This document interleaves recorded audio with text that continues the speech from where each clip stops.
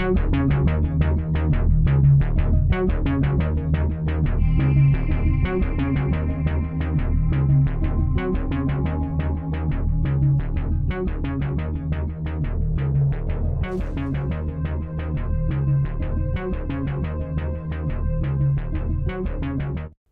to Ron Whitlock Reports.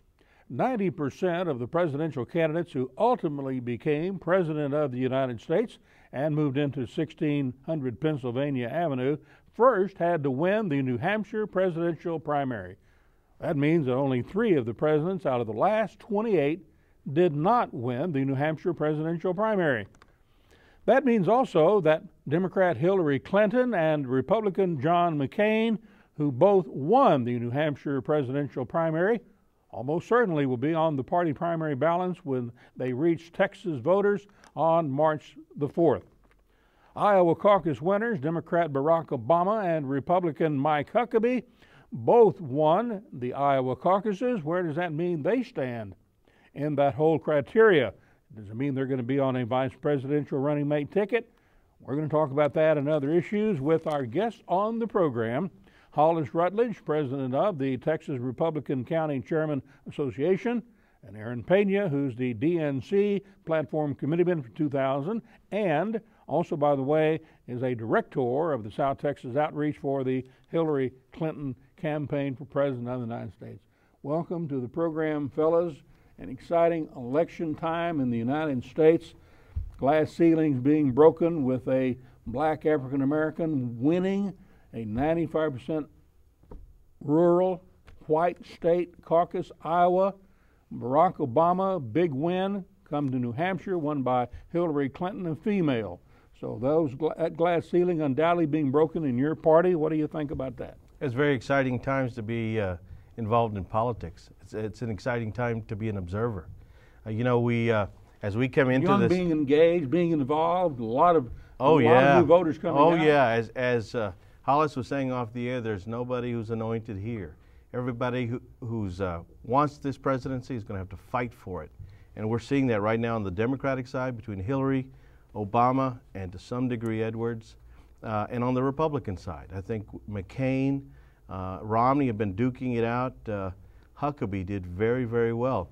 But there are some internal dynamics in both our parties that are going to affect things, and we'll see where this goes. We got Super Duper Tuesday coming up, February 5th, where we have a number of states that are coming into play, and just maybe Texas may have a shot at deciding who the president is going to be.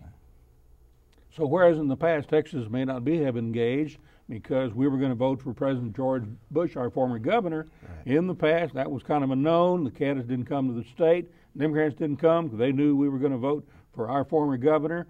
He was going to get the nod, but this is going to be a different election cycle for the voters of Texas, right, Hollis? Absolutely, and as I said earlier to Aaron and to you, we don't have any heir apparents. We don't have any Eisenhowers. We don't have any in the GOP. Nixons. We don't have any Reagans or George W. Bushes this time around. We don't have vice presidents running in either party. So I think we're in for the long haul.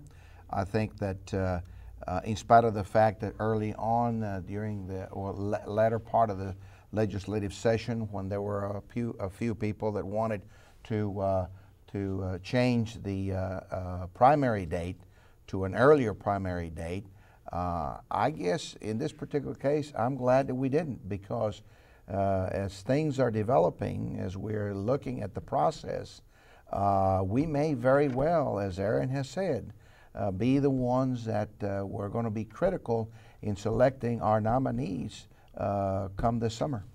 So we, being Lone Star State of Texas voters, may be, according to both these gentlemen on the program, here to tell you and I that Texas may be in the mix. Who do you think is going to be on that ballot?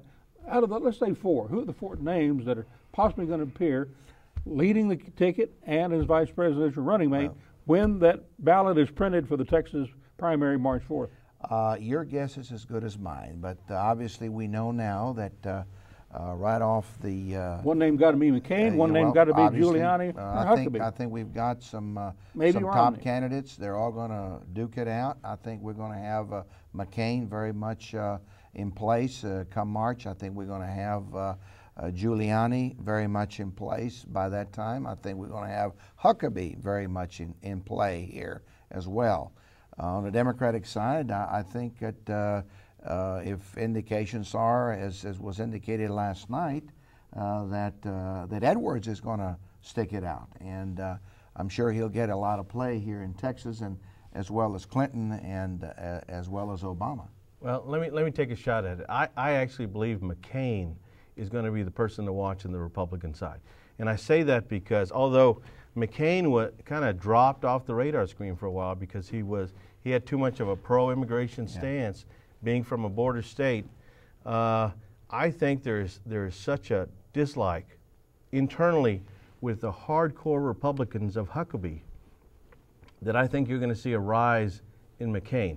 I think Romney's going to fall out, and I think Giuliani, who has to wait all the way to Florida to have a big state come in and save him, is going to be a little bit too late.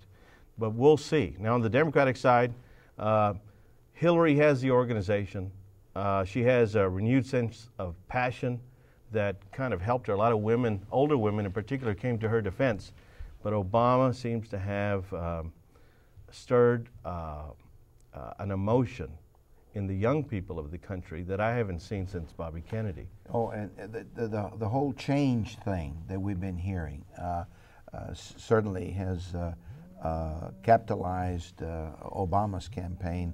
Ignited the electorate. Oh yes, and so I really think that you know, he's got something, a good message there, and the young people that obviously he's been able to recruit, first-time voters that he's been able to recruit, that obviously stuck with him in the early primary stages, and I think he'll be definitely a formidable opponent come Democratic primary in March of this year for Texas. Now, Hollis, Aaron kind of handicapped the Republican ticket as he sees it, and how they're kind of moving along, getting up to Texas on March the 4th.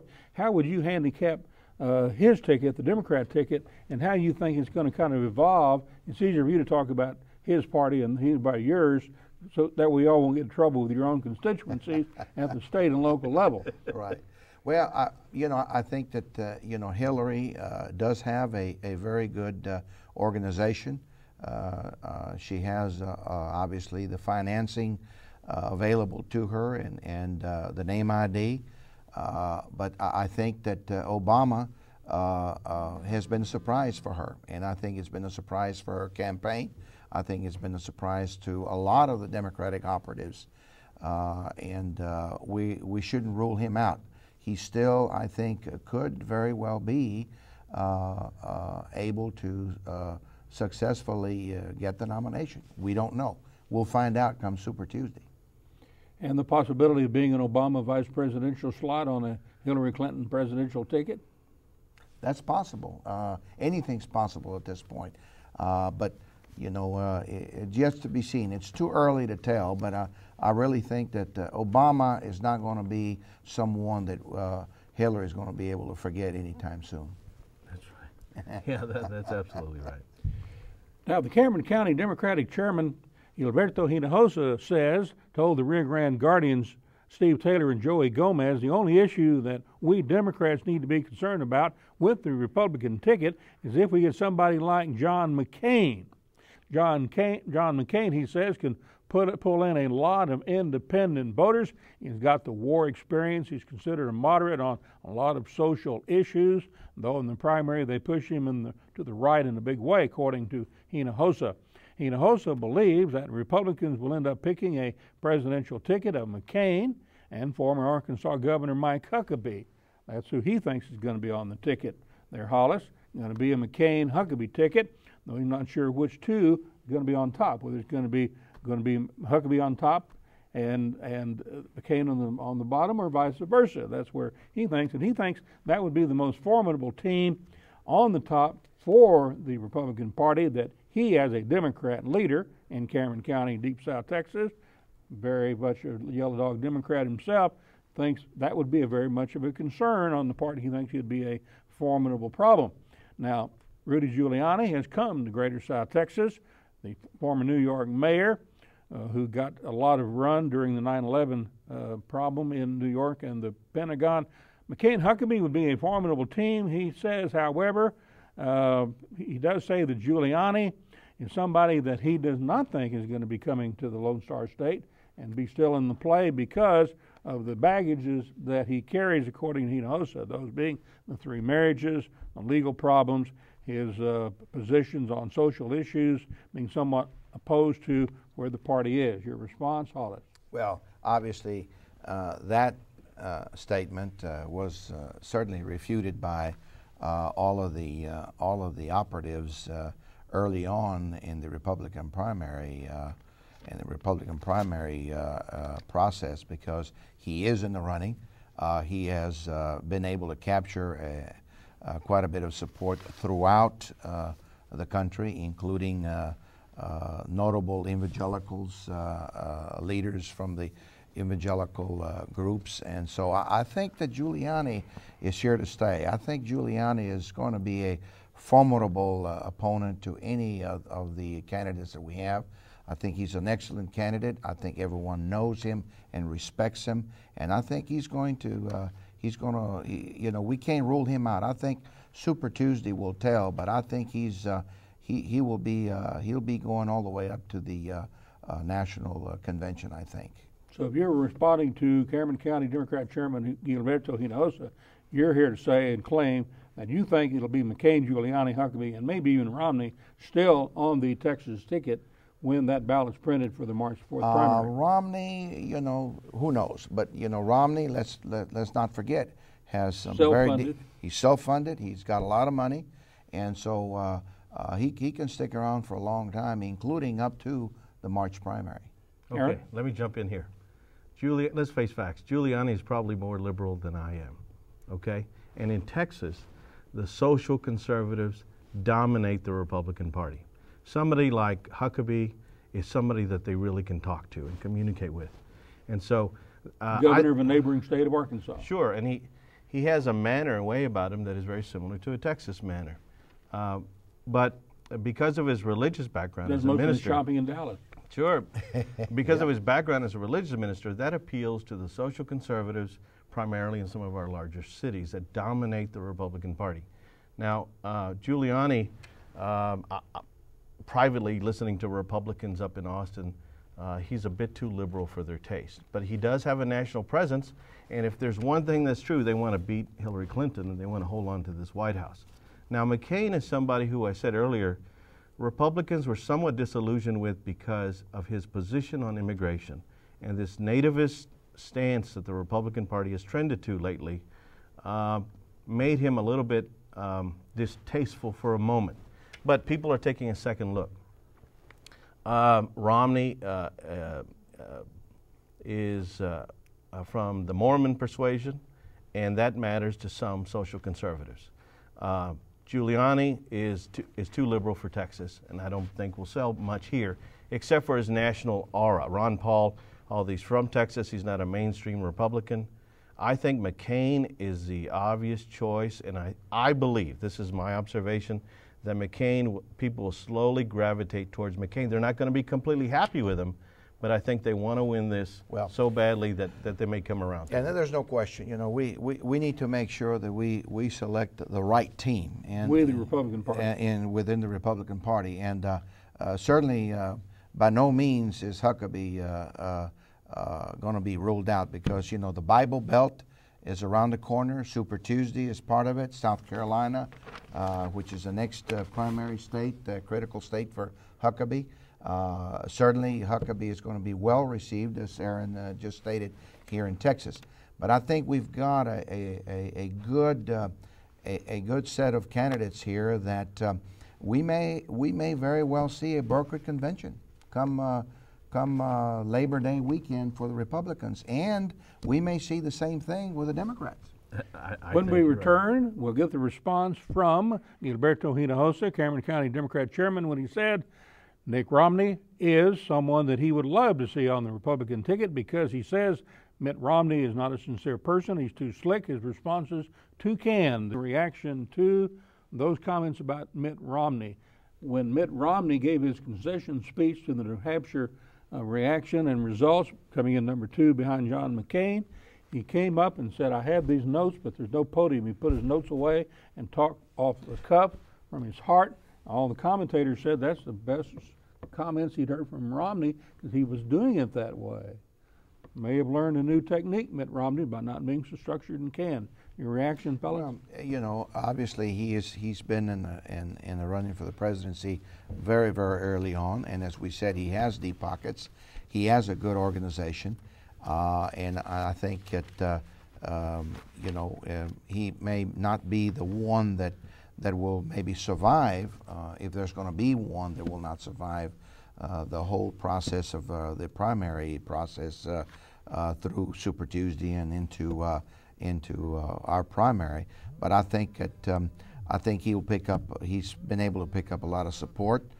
He did fairly well in spite of not being a winner in the Republican primaries in New Hampshire and in Iowa. But I think that it's just to be too early to tell. But Romney I think has done well as a governor, and I think that he's got a good organization, and we'll see how he pans out Super Tuesday. That I think will be the turning point, where we find out exactly how he's going to turn out. If Romney wins, Democrats win the White House. It's just that simple. You agree with Gilberto Hinojosa? Yeah, I do agree. Let's get into some of the Hispanic issues. Some of the these are 2 Hispanic leaders, both within the one party, the Democrat Party, and the other, the Republican Party. Valley Morning Star, feds, federal government, your government, my government, the Bush administration threatened to sue Cameron County over building of the border wall fence along the natural barrier of the Rio Grande River in Cameron County. Cameron County is not being cooperative. Federal government's thinking about suing that county. Where do both parties stand? I know that you're opposed to the fence. You're opposed to it, Hollis, even though you're a Republican. You're opposed to the border fence being constructed along the Rio Grande River between the United States and Mexico. We've only had one presidential candidate that's come to Greater South Texas, talked in regards to this, and on that issue, that is Rudy Giuliani. Here's what he had to say at the border, standing in front of a McAllen Police Department vehicle. Here's what he said. There are some places where a physical fence would work, and there's some places where a virtual fence would be the answer. I got that same division of opinion in El Paso the other day when I was there in El Paso, where they feel a much better thing would be a virtual fence rather than a physical fence. But I mean, that's the idea of it. The border is roughly, including Texas, about 2,000 miles. And some portion of it could be covered with a physical fence, but a much larger portion would be covered with a virtual fence.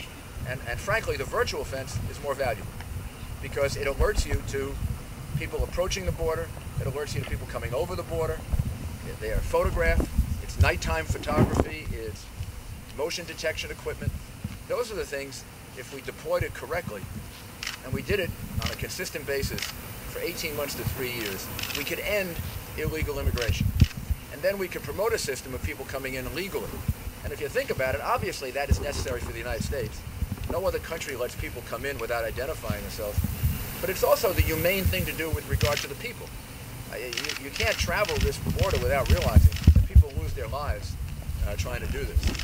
And that all happens because we don't have a good, sensible system that ends illegal immigration and then promotes legal entry into the United States, identified entry into the United States. Guest worker program?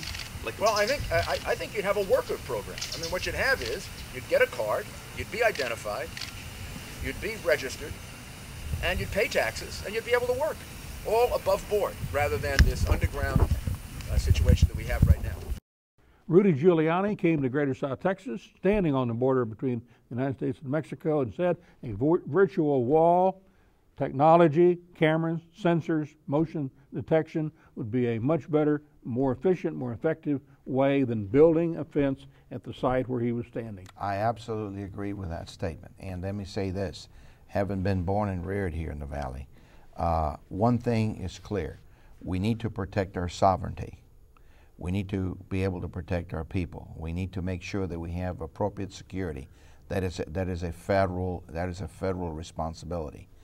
But I think that we need to be prudent, effective, and efficient of how we go about that. And I think the virtual wall is the answer to this whole issue. Now, having said that, there's differences of opinion.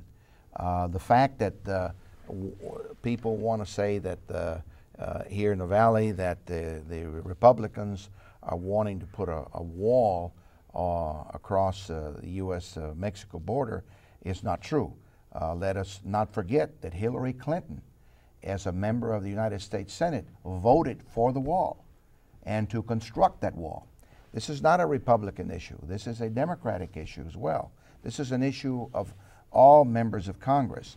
And we have a diverse opinion of how we should go about in protecting the sovereignty of this country, the security of this country, both on the Republican end as well as the Democratic end.